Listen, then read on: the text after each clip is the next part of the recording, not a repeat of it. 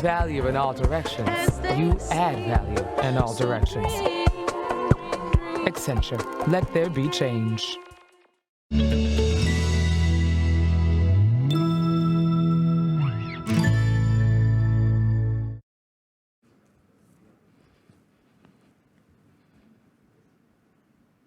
Well, good afternoon, everyone, here at MIT and online. Welcome to session 18 of track 3. We're at the last day, and at the next to the last session, we have the town hall coming up. Anyway, we have a great speaker today, Jason Beyer with Bridgestone. He's a vice president for data and analytics there. And he's going to talk to us about building a data and analytics capability to accelerate business transformation. So it's all yours. Thank you, John. Good afternoon, everyone. As John mentioned, we're getting to the end of the session. I think this amazing week running a marathon together. Hopefully we're over that heartbreak hill coming into the final stretch here. But thank you for your attention and your time and just your interest in the topic.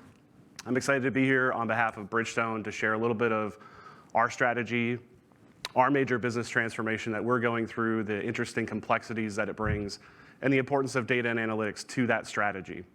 As John introduced, I'm the Vice President of Data and Analytics. So I'm the overall data and analytics leader for Bridgestone. I also serve as the Chief Data Officer, CDO Ambassador to the state of Tennessee. I'm honored to be here on behalf of my amazing, inspiring, and diverse team to also tell our story. And I hope it gives you some new insight or new information, and I look forward to the questions and discussions. So I want to start by sharing a little more of an introduction about my team and the way we formed. So in October of 2020, in the middle of the pandemic, we formed a brand new data and analytics organization inside of Bridgestone that had not existed before, really as a center of expertise. And it is a full stack COE, including data science, business intelligence, data engineering, as well as data management. And the charter of this group was to really bring the enterprise together, to connect data across the enterprise, really promote talent and culture within the organization for growth and development, attracting and retaining our teammates, as well as accelerating the value creation and the value proposition from data for our business strategy. Our vision is to lead a data-driven culture at Bridgestone built on connected solutions, really unlocking social, customer, and business value. And you're going to hear this theme throughout, echoed in our company's mission statement, in our business strategies, as well as our own ethos around delivering not only business value of what's good for Bridgestone, but also what's good for our customers and what's good for society. We believe data and analytics has an incredible role to play in this. My role within the organization, like many chief data officers or equivalents in organizations, is to set a vision, set a compelling vision that team members, that business leaders can connect to, they can prioritize their work off of, and then define strategic plans and how we execute against that vision. We form alliances, both internally and externally, to co-develop, co-create, and to bring capabilities to market. We also connect the data assets from across the organization and democratize those with great quality, literacy of the data, as well as accessibility. And we're doing this at scale, building things in a global way while also balancing that with quick wins. As I mentioned, we are a new organization just coming up on our 2-year anniversary. And so we've had to act as this startup inside of the organization and really foster an entrepreneurial spirit in the way we approach data and analytics and the work that we do, all while thinking about talent and the people across the organization, both within my team, but extended into the organization. So as a center of excellence, we operate in the spaces I mentioned, but there's also many diverse specialized teams embedded in the organization in credit and banking and in product development that are very important to our overall journey. And they're innovating, and we're partnering with them to foster that innovation with accessible data, with strong, robust platforms, but also being there to partner, to consult, to provide expertise and resources, to take great innovation in one channel or business unit and extend it across the others, And I think also connect the dots where you can't see opportunities from channel to channel. So people, of course, is very important to this journey, but we've really subscribed to the mentality that we're not building an organization, we're building a capability. And that's what I want to speak to you today, because in that capability, it involves people, but also process, technology, and data. And that's what I'll speak to next. But first, I want to share a little bit more about Bridgestone and the Bridgestone transformation that we're going through, because it comes with some unique challenges and complexities, especially for data. So first, if you're familiar with the Bridgestone brand or you use Bridgestone tires on your vehicle, congratulations, you're riding on the safest, best tires in the world. We are a global company, headquartered in Tokyo, Japan, but we also have regional business units. So I'm based out of Nashville, Tennessee, which is the headquarters for Bridgestone Americas. We have our Brussels location, which is the headquarters for Bridgestone Europe, Middle East, India, and Africa. And then in Singapore for China and Asia Pacific. As a global organization, we have a large footprint. We focus on local production for local consumption, but we collaborate as a global enterprise to share inventory, to share planning, to share product design. But we're also highly vertically integrated, all the way from raw material sourcing from rubber trees to retail footprint, and we do this at scale. We are the largest tire and rubber company in the world. We operate as a market leader in most of the categories we're in, as well as from a scale and size perspective, we operate, for example, the largest company-owned, operated retail automotive centers within North America. So we have a large scale, we have large complexity, high vertical integration. We also have a diverse set of product lines. So you think about all the different tire applications, from your passenger vehicle to the truck or bus going down the road, to mining, to airplane, but also non-tire applications for rubber, whether that be in industrial products, in industrialized air springs, in conveyor belts and hoses, as well as fun things like golf balls. So there's a diverse array of products that we also have to build, and that creates unique challenges for data, especially at scale. Our journey, so giving you a little bit of a history, Bridgestone was founded in 1931 by Shiro Ishibashi-san, and he formed the foundation of this great company under the mission statement of serving society with superior quality. And I mentioned that focus on serving society, and that's built into our mission statement and all that we do, with a focus on superior quality, putting safety first always into our product. Tires are this unique thing that I've come to appreciate in my 10 years at Bridgestone as the piece of the vehicle that actually makes contact with the road surface. And they carry my life, my family's life, your family's life. And the conditions we put them through sometimes go underappreciated with the technological advancements we've made.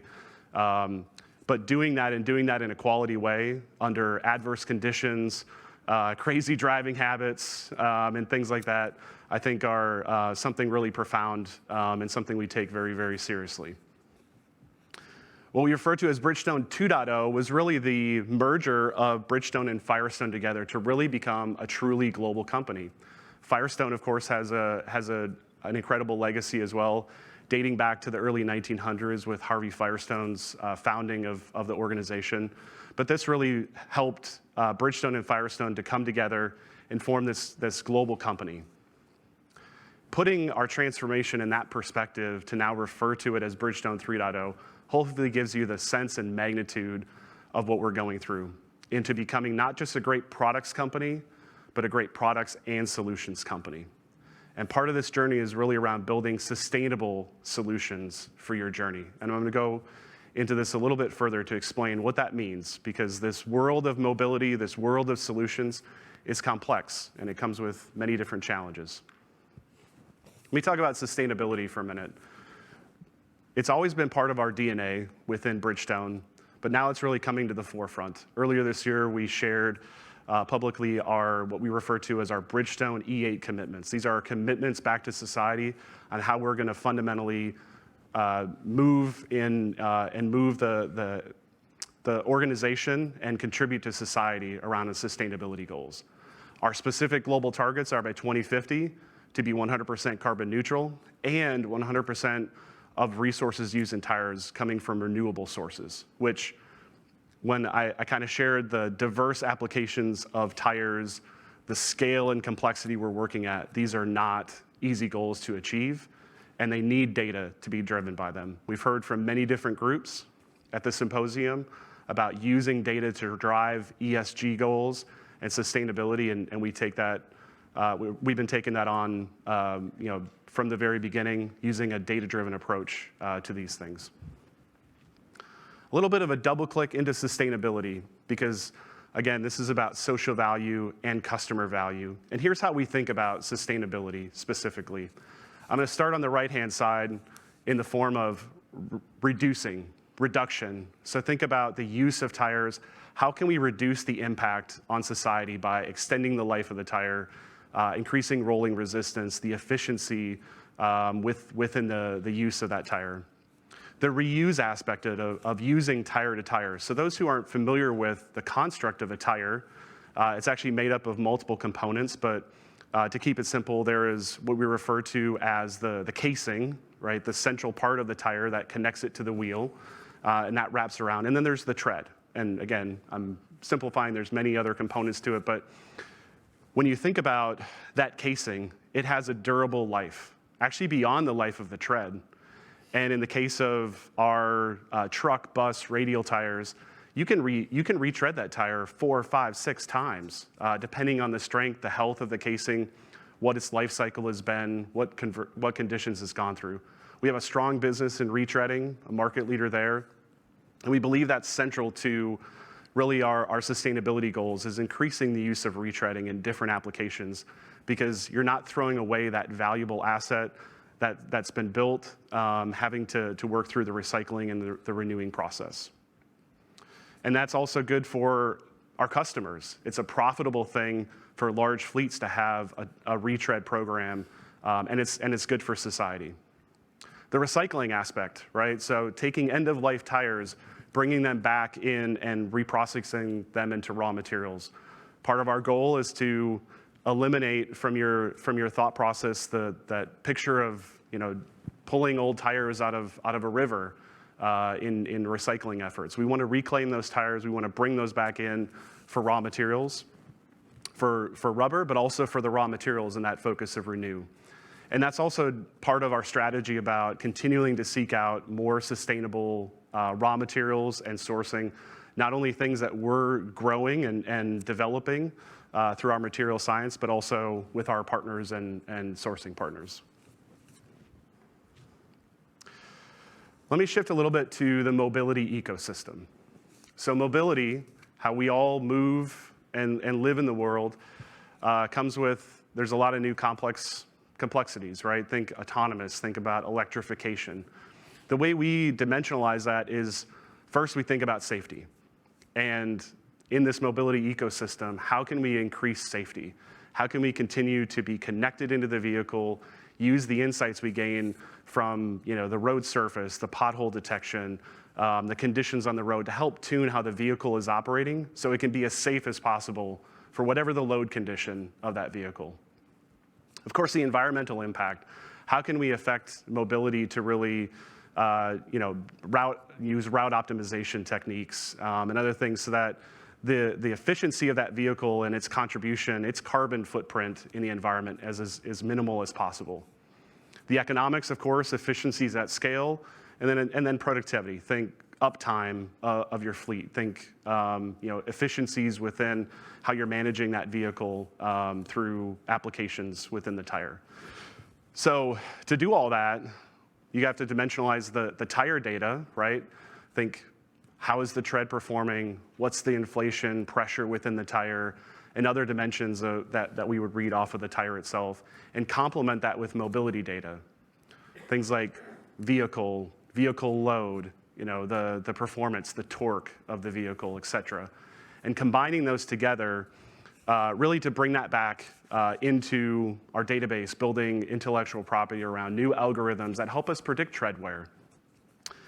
And we're using this in unique ways to feed and design the future products that we build, building more efficient and better tires for the future, working with partners to co-develop and co-innovate in new ways and in these new applications, but also recognizing that solution network and the service network and how we service the vehicles in effective ways through new platforms and new solutions.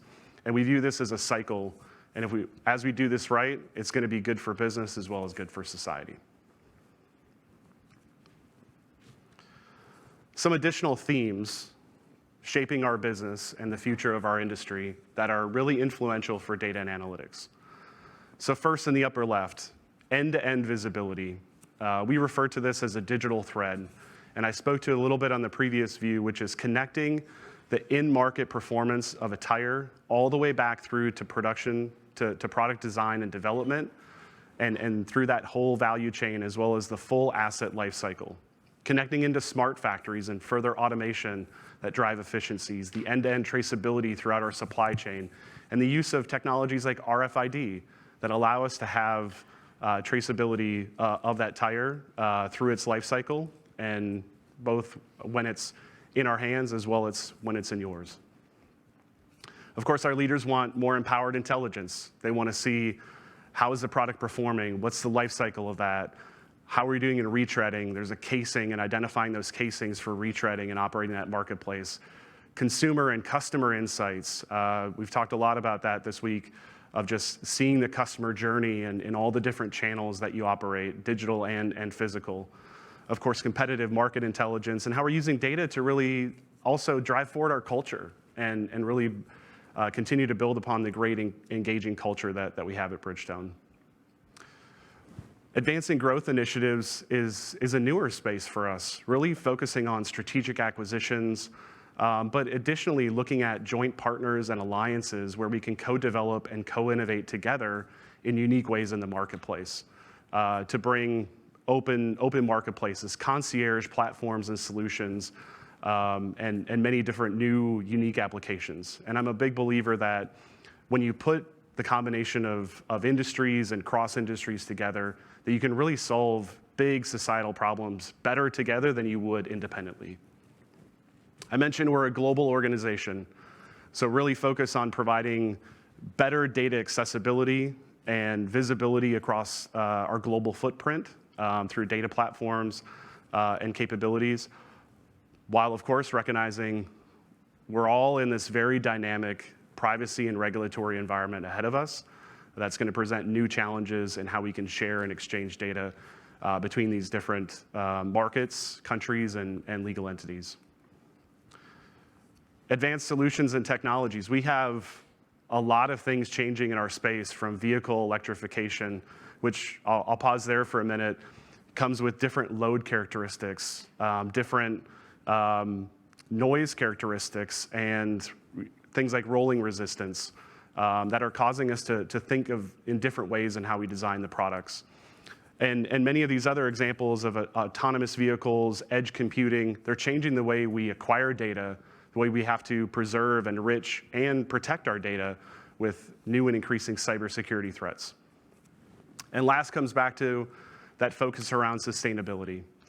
Things around carbon pricing and tracking, CO2 emissions, that material circularity to get more of the overall percentage and reach that goal of 100% renewable materials in our tires, as well as the 100% carbon neutral by 2050.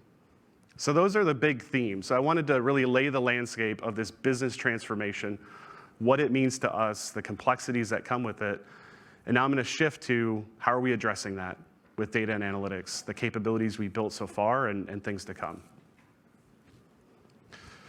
So as I mentioned, we started a new organization to recognize this transformation, to really invest in this space. And I touched on these three areas, but I'll reinforce them once again. The focus of our data and analytics practice is really connecting the enterprise. We're going to continue to promote. We want these skills to be pervasive across the organization. We view data and analytics as a team sport. Everybody has to contribute for us to win. And in some cases, you want versatile athletes, and in some cases, you want people who are specializing in their craft. And We partner closely with those other teams to ensure that innovation is happening, but we continually focus on connecting those things together in unique and interesting ways so that we can draw new insights that we wouldn't otherwise see in an individual business unit, function, or channel. Promoting talent and culture. When we started this group back in 2020, there wasn't really a clear path within the organization if you were a data and analytics professional. And we've talked a lot this week about just how our profession is evolving in the industry. And I think this was reflected internally as well for team members who wanted to specialize in a data and analytics career, but didn't have the means or method or the path for them to grow. And so we built talent frameworks. We built a cultural aspect. We built communities of practice so that people have a home. Even if they don't carry a data and analytics title, they're not a data scientist. Maybe they're a forecasting analyst or a pricing analyst, and they're using the skills and techniques. They can tap in, they can connect into others who are experiencing things. They can learn from each other and grow as well. And then accelerating value creation, again, around building innovation, standardization, automating things, making data more accessible. I talked about being a full stack team, so we provide education and tools out to the organization, really promoting self-service enablement of analytics. We have also the ability, and we build a lot of the rich analytics, that serves the enterprise, from our enterprise class reporting and BI solutions. And we got a really impressive and inspiring data science team and community of practice building algorithms and statistical models. We operate the major platforms and centers of data. And of course, from a data management and data governance, ensure that the data that's consumed is done with quality, it's trusted, it's secured. And then of course, delivering all that with excellence. A couple of the key areas that are underpinning all this, as we set up this new group and thought about the capability, we recognized that we needed a comprehensive framework, really to ensure that we're not just delivering in one area or building up capabilities in one space, but we're thinking about the total composition of this world that we need to really step forward and make a step change. Starting at the top, with a clear purpose, a clear charter, I shared the vision, setting about our principles, our strategy, our long-range planning, setting a reference architecture, as well as having a defined service model. How do we service the organization? How do they acquire services from us? Defining that up front. Of course, you can see through the middle here, kind of that flow of work all the way from data acquisition, having great programs, partnerships, agreements, and how we connect data, not just internally, but also from our external sources. Having that data management focus around standards, lifecycle management, governance, and quality. And of course, storage, engineering, and accessibility, and how we build out in new compelling ways. My next slide will talk a little bit about the platforming approach we've taken there. And then recognizing the different modes of consumption, whether that be in business intelligence and the need to enrich and have great analytics and reports, or more of the advanced analytics and AI models. We've also been doing a lot of work to transition towards agile delivery and the use and formation of product teams that cross all these different areas that are organized really to serve, and that shift from project mode to more product or program mode, because many of these things we're building, there's not a start and stop. There's a start date, but there's not an end date. They're going to continue to mature. They're going to continue to evolve. And all those things coming together really as a full stack team, we feel is really uniquely positioned us to really accelerate that value creation that I talked about. And we think about value creation really on 3 different dimensions. New forms of revenue, new features that we can put into our solutions and monetize our data and analytics assets in those ways. Of course, internally, how can we improve operating expenses and cash conversion, working capital, pricing in your margins? And then the third dimension, which is also very important, is that risk and compliance. How are we de-risking the organization with our data assets? Underpinning all that is a focus on governance. And this is really important to get right, is how you're engaging with stakeholders, how you're thinking about your portfolio and change management and your committed body of work, This also includes your regulatory compliance areas as well as your fundamentals of your operating model. How does your team work? What are the processes you use to just function every day and stay coordinated? And the biggest thing, it's all built on talent and people and having a diverse mix of skills and talent, being very thoughtful about the types of roles that you want to staff within your organization, where you want to leverage other parties, and really focus, and have focused programs around how you're acquiring talent, how you're growing talent internally, creating opportunities, and just that overall culture of retention. We've also, going into the technical dimension of all this, we've been building out a leading edge cloud data platform.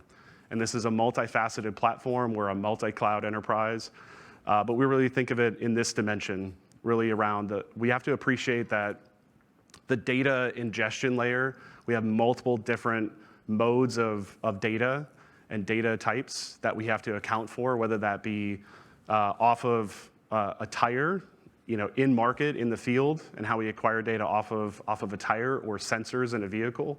Of course, there's other IoT applications and web and devices, systems, cloud. Most of this audience, the complexities of data.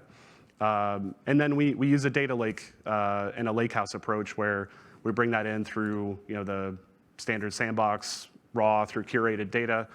But then we expose that into multiple different capability and consumption types. Streaming and alerting, AI, ML, data science use cases, data warehousing, having an analytics library where we can bring together our assets that we're building and share those things and reuse and repeat pieces of code and our assets there, as well as data hubs and marketplace concepts that allow you to consume things in your APIs, your solutions natively, as well as reporting. And some of these we've even built out in a hub and spoke model where you're keeping in the hub, kind of the central data definitions, your semantic layer, but then being able to push out to bespoke what you would think of as data marts, where you have unique joins, unique data enrichment that doesn't necessarily need to be in the hub. It's bespoke to that specific use case, and that's allowed us to really operate in a faster speed for some of those use cases. On top of this, and almost more importantly than all the technology of this, is that operating system. Getting the governance of an environment like this, that is an enterprise, multi-tenant environment, is challenging, and we don't have it perfected. We're actively building it out, but really putting that intentional focus on how you govern an environment like this so the data can flow, it can be trusted, you can build data lineage and those types of factors while also operating at speed. Having that focus on quality and your controls of quality so that you're bringing data in, you're cleansing it as you're bringing it in, self-healing, self-learning. Of course, access and privacy. A factor of Bridgestone is with the diverse business units and business lines we have channel conflict. We have between two different channels or business units, there are certain data sets that can't be shared or should not be shared between them. And so we have to really be very intentional around the access and privacy controls within an environment like this so that they're tuned by the role and based on the persona and what level of information is available, especially as we go multi-regional in some of the unique privacy requirements there. Automation orchestration, your CI/CD pipelining, getting that automation so things flow more rapidly. And then, of course, your data catalog. You got to know what's in there. You got to be able to search and find it, have clear and common definitions around the data that is available in your platforms as well. And I mentioned the platform, and it's multifaceted. So we've been building kind of our broader data platforms out on 2 different cloud providers, but we also have built capabilities within this to have, specifically around streaming and alerting, real-time alerting off of tires in a focused platform as well to complement those things that we're interconnecting. With that, I'm going to shift into kind of a wrap-up section, which is really just in our journey in the last couple of years, some of the keys to success that we've found so far. Some of these, if you've been a part of the forums throughout the week, you've heard from others, but I'm going to give my own take on them a little bit. The first one is whether you're a new data and analytics leader or you're established in your role, having a clear charter, writing down what is your scope, what are the expectations, what are your KPIs, what is your purpose. I can't underestimate this point enough. I think oftentimes as leaders, we get excited, we get into a new role, and we go with it. And it might have been a conversation with the leader, and I think taking the time to really ensure those things are solidified, that expectations are clear, but appreciating that those aren't going to stay static either. They're going to change, they're going to evolve over time, especially as you start to have an increasing impact within the organization. But have that clear charter, make sure your purpose, your intent is clearly well-defined with you and your key stakeholders, whoever those key stakeholders are for you and your organization. Number 2, once you have that purpose, you know what your scope is, you know what you're trying to go after, align your talent and be thoughtful about what roles you really need, what is the retained knowledge you want to have. Think about the culture you want to have within your team. Who are your leaders? Who do you want to put in stretch assignments, stretch roles? But really think about your talent very intentionally and which roles you put them in. Where can they grow? Who's going to be hungry going into a specific role? Because I think that often reflects in how they're going to perform. If you're in a moment of dramatic change and transformation, you might need to think about the type of persona or the talent. If they've been in that role for some period of time, they might need a change of pace as well, versus other scenarios you might find yourself in. 3, and I can't underemphasize this one about just building that engaging culture. And what engaging means for you and your organization is going to be different than what it means for me and my organization, and for your team members as well. And some of that is going to get down to an individual level of what they find engaging. For us, we've had to take this startup mentality, and we feel like we've differentiated it in a cultural sense on having a very entrepreneurial mindset, very business-focused, fast-paced, really bringing creativity, working without precedent, because we're a group that hasn't existed before. So that's scary, but also kind of liberating in some instances. But also recognizing that, like as an enterprise group, the diversity of work is a differentiator for our teammates. So as a data scientist, one day you might be working on genetic research involving getting better yield out of a rubber plant. And the next day working on a consumer pricing model.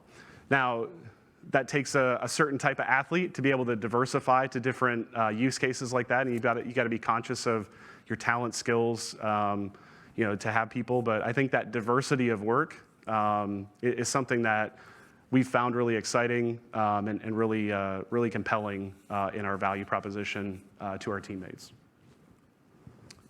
4, forming strategic alliances. This applies both internally and externally. Often we think about this externally. Who are the friends that we bring to the party, in terms of your technology partners, your implementation partners, and those are incredibly important, and they can help you move faster than you otherwise would be able to move, bringing an outside unique perspective, and those are important. But I'm going to focus a little bit more for this on your internal strategic alliances. As an enterprise team, the challenge is you're trying to serve everyone, but you're not going to serve everyone well if you try to serve them equally. And we've made intentional choices. We've looked at different stakeholders across the organization and recognized where there's a readiness, a willingness, the value opportunity that's presented, and we've chosen those alliances. But we're not ignoring the other groups, right? We're focused on self-service, we're focused on enablement where we can, but we're also building momentum with them. So if they're in a category where maybe they have been, resistant or skeptical about the possibilities of data and analytics, we find ways to prove the concepts through small wins, and we'll build that momentum with them for the future. But I would encourage you to think about who your alliance partners are internally, because I think about the word collaboration we use often. For me, that's just one step removed from cooperation. Where I get really passionate is where you move it to co-development and co-creation. And that's, when I say alliance partner, those are the people that are with you arm in arm. They want to co-develop, co-create with you. And the last piece, and this has really been fundamental, is a dual speed approach. And let me explain this really quickly. Speed one is the speed of your business. It's fast, quick results. Often, it's in the moment. Speed two is setting your long-term strategy, your vision for how things are coming together, how you're building something out in a maintainable way, in a sustainable way, built around efficiency, and those interconnections. And it's a dance between the two, but finding that balance to have, you can't operate in just one speed or the other. If you're just on speed one, you're going to get a lot of applause from business leaders in the moment, but you're going to hit those obstacles and those roadblocks to scalability. If you're just focused on speed two, build it and they will come. They're not going to wait for you. This world is moving too fast, and finding that balance between the two. I'll use maybe a couple of quick examples. One of our business unit marketing teams, they were revolutionizing their campaign management capabilities and how they go to market and building out campaigns. Very analytics driven, very data driven. We had partnered with them on this platform. And that cloud data platform that I described wasn't really ready for them to come into the environment. So rather than say, we're not ready for you, go your way, figure it out, we helped them design it in a way where it's landed in a cloud environment, it's modeled in a similar way, and it's going to allow us to harmonize them into that platform, because now we're ready for them to come in. And they're excited because they're going to get the more robust pipelines around, or the more robust capabilities around data pipelining and cataloging and all the great things in that platform. But we kind of balanced that and said, okay, we're not ready for you, but let's guide and consult on a way that gets you the results you need, lets you move quickly, but you're not going left. You're kind of slightly turning right, and we'll get you all the way around that corner in the future. Another similar example with one of our business units in Latin America. They have strong challenges with hyperinflation and pricing changes and lots of dynamics in their marketplace, and they needed analytics quickly to address those problems. And we recognize that to really do that at scale across multiple markets, they were going to need a more robust engine to do that. It was going to take some time to do, but it was happening here and now. So we worked with them. They built out a very nice, focused Power BI model that would get them through the crisis they were in, while in parallel, we started the parallel track to move them into the robust environment. So they could solve the problem for the specific markets they needed to address there. But now we've moved them into the bigger environment, and they're getting the extended benefit for the other markets as well. So having that dual speed approach, balancing use cases, building, and that helps build goodwill as well with some of those alliance partnerships I mentioned as well. So those are really my 5 key areas I wanted to highlight, and I think we're ready for questions. So let's start with one here online. So the question is the idea to identify the processes that are bringing garbage into the data and analytics ecosystem, and if so, have you implemented any change management initiatives to try to drive that transformation? Yeah, the old adage of garbage in, garbage out, right? Yes, we have a strong data quality program. We're working to extend that into broader data domains as well. It's been largely focused in our core ERP master data domains, but now extending it into some of those additional areas I called out. So that, again, as we're bringing data in, so I guess maybe when it comes to the cloud data platform, we're doing that from the start. So any data coming in there, we've got a great data quality program for anything we're bringing into that environment. in some of our legacy on-premise data warehouses that have not yet moved to the cloud but will. That's where we're also kind of tuning, and also some of the new greenfield spaces where we're building in more of that data quality. Question from the audience? Yes, sir. Hi, Jason. You've talked about the importance of setting up the right operating model, and it is somehow easy to define and apply an operating model to the people that we somehow, for the people in the central team, in the corporate team. But what are you doing to try to homologate the way you work at the central team in other business functions, in all the spokes that you have, I guess, across all the countries that you work? Yeah, in the spoke environments, there's a bit of a mix. There's some of our business units where they have a very strong spoke. They have a team built out of analysts. They're pretty self-sufficient in what they do. We, again, operate the platforms. We make sure data is accessible. We take things they're doing and extend it to others. In other areas, we've had to provide more of a consultative approach, more of a hands-on embedding of resources to help them in kind of moments of need. But I think when we recognize those, we're trying to offer a consultative type of an approach and that advisory type of approach to say, you're going to always need these insights to run your business. And while we've helped you kind of get over this initial hurdle, think about the possibilities that are achievable. If you even staffed one analyst, to aid with this work, because I continue to remind, as a center of expertise, we're getting demand from all across the organization, and very often, whether it's a small business unit or even a larger business unit that hasn't invested, if they're bringing more of a tactical use case, it's probably not going to get the attention, or it's not going to come out of the backlog as quickly. We've also tried approaches of thinking about that what are others doing, and kind of where can we model behavior and kind of show them the art of the possible.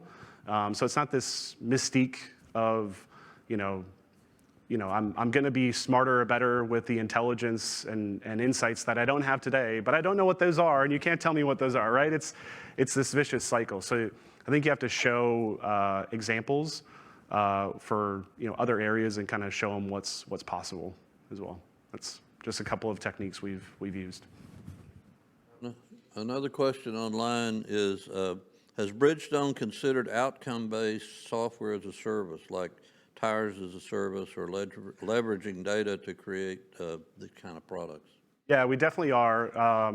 We have a mileage sales business where we issue the tire to a fleet, and they pay based on mileage or based on the 32nd of an inch wear that's reduced. Also, with our service network, we've built tire and maintenance as a service. That's a huge part of our solution strategy, is having tires as a service. If you think of a fleet, large and small fleets, 3 of your big operating expenses are tires, fuel, and labor. And so most fleets of nominal size have a tire program. They have a whole kind of program manager or team set up around it. And so we partner with them, and that's where we're bringing new analytical types of solutions to help inform that, help to drive their increased efficiency on the road. Great presentation. And the last question was actually mine, the data product one. I come from a Rockwell background, so manufacturing. Rockwell and Bridgestone have worked in the past together. One of the things I've seen at manufacturing companies or any legacy company been 100 years around is their applications are not connected. You have too many applications, and you don't have one universal ID to connect. So if I want to connect Salesforce to SAP to IFS or whatever other applications you have, and the analytics becomes a constraint for customer experience. So could you talk a little bit about the application landscape and how have you worked through that constraint? Yeah, we definitely that describes our ecosystem. We have multiple ERPs, we have multiple different systems that have grown up over time, and we have a very focused strategy from our CIO around how we're converging those together. But some of those are challenging, they're big. They take time and investment, not only in the form of dollars, but resourcing from the organization to do. We've seen within that data platform layer, we also have a very focused integration platform approach as well to really create that data virtualization and data connectivity between systems. What we've actually found is the inverse. Sometimes in the absence of the integrated systems being pulled together, they're bridging that through analytics to see, okay, insight of what's happening to the left or to the right of me in the process. And we see kind of unique demand for that. But of course, it comes back to drawing those connections together. And I often think about some of the reporting use cases that we get and receive are like the tip of the spear of really there's a deeper system integration problem or a deeper kind of process integration that they might be trying to solve, and where that reporting challenge is very helpful, insightful, and we deliver on that request. We also use that as a bit of a feeder system into broader thinking of how we converge our architecture. Great talk, Jason. Thank you. So you mentioned that as a center of excellence, you're getting requests from departments or teams to provide this analytical solutions that you have. And obviously, at the core of it is which use case adds the most business value. I'm just wondering if there are any certain criteria that you look at to accept or reject any of these use cases or prioritize based on that, or it's just case-by-case basis? Yeah, to be totally candid with you, I would say up to this point, we've probably survived on our own intuition and relationships in negotiating that demand funnel of what we prioritize, over other things and what moves through the backlog. But the scale and the exponential growth of demand is causing us to shift. Actually, my team is going through part of our operating model. We use a release-based strategy of different components, and we're really revolutionizing our demand management and intake process. And so that's really going to give us the scalability, really more of the kind of objective measures where we can evaluate demand against one another. But I think we've survived to date through probably more intuition and kind of leader by leader negotiations, but those conflicts are emerging and they're becoming bigger and more consequential. And so we're having to adjust our operating model and mature a little bit more professionalism in that demand management. Online, you may have touched on this earlier, but how is data management enabling digital twins and bringing operational excellence for manufacturing operations? Yeah, so we have a strong, in our product development, we use lots of simulation software to simulate design. It helps accelerate our go-to-market with new products. So we have that digital twinning in terms of product development, where we're starting to just scratch the surface in that mobility ecosystem is really connecting that into when the product is in market and how is that tire performing in market, on vehicle, that kind of feeds back into the product design. The data management aspect of that is a robust area that we're partnering with our product development team around some of the PLM implementation strategies to help address that and put the foundations of data standards and data management in place that allows that common language to flow throughout the process. Yeah, going back to the demand management conversation, and thank you for your presentation. It was really well done. How are you handling the funding model? Funding. So when we started our group, my capital budget was $0. We had a team of resources, which we've gotten great support to grow that team faster than I expected, actually, in the last couple of years. So outside of our internal resources, where we can assign those to, where we need third-party help, we've had to partner closely with those stakeholders and those alliance partners to say, is this worth funding? Is this worth something We can serve it with our internal team, but based on capacity, backlog, when it'll come available in the priority chain, you're gonna have to wait 6 months for it. Or if you are interested and you think it's a value case worth funding and investing in, we work with them to build that value case. We've had to build our own value case around, remember speed 1, that was my comment on speed 1. Speed 2 in that dual speed approach, we've had to build our own business case around the investment in the connected components of our data platform layers and prove out the business case around the value of not having to repeat work, not having to build bespoke one-to-one connectors into data and the reusability of those assets. And that's proving very strong. So we're proving that value case and then some. So we've had to build our own business case around speed 2, but speed 1, we've really put that in the hands of those business stakeholders and said, is this worth funding? There isn't a pot of money we're sitting on to play kingmaker or queenmaker on to say who gets their day in the sun. We really partner with them to say, is this worth funding? You bring forward the business case as the sponsor, as the active sponsor of it. Yeah. Another online question. Could you share about your work on talent upskilling and literacy as a lever for cultural lift? Yeah, talent, we spent a lot of time as a team building out a talent framework so that there was clear career progression. So as a data scientist, you can see, here's how I progress. It's a competency-based model. Here, there's 8 different competencies in there, and I can see, okay, to get to a lead or a principal level, here's what's expected of me. So we've taken time very early to build out those competency models. We've deployed that for, for data science. Our business intelligence group within our team is there, and we're working to roll that out to the organization as well because there are BI and data analysts across the organization, so we want to have that as a common framework. So we've built those kind of frameworks for teammates to have more clarity on their career progression.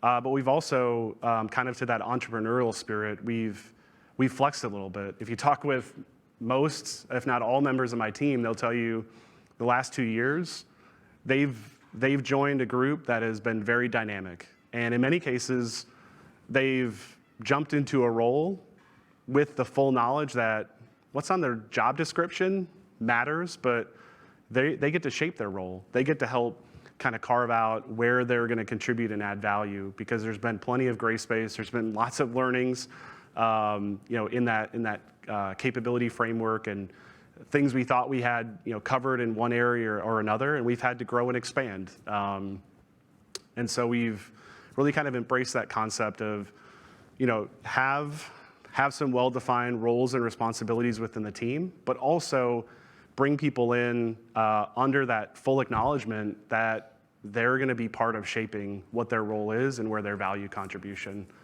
can be. And that's been pretty fulfilling and interesting to see the growth and progression of many of my team members in that facet. The last question on mine is, can you share some details on your metadata capabilities, existing and strategic? We're early on metadata. We're doing some tagging, but I would say from a metadata capability that we're very early in that. Again, on the cloud data platform, as we bring the data in, we're doing a lot of that tagging. But that's really actually in the back half of this year, part of one of our focused initiatives is to improve our metadata capabilities. Sorry, I don't have a great answer for that one. No, thank you so much. We really appreciate your thoughts. Thank you.